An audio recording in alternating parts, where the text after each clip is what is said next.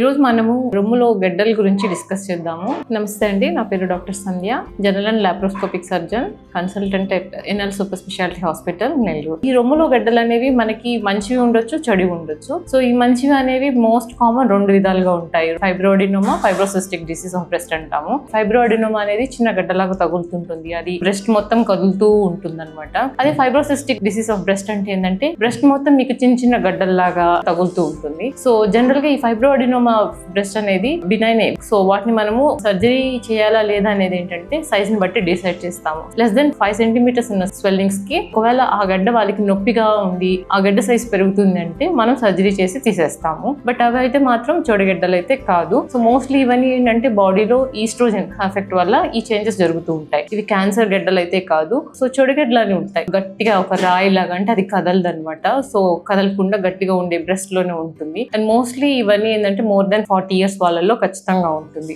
గడ్డ చేతికి తగులుతుంది అని మీకు డౌట్ ఉన్నప్పుడు వెంటనే సర్జన్ ని కన్సల్ట్ అయితే మంచిది అనమాట.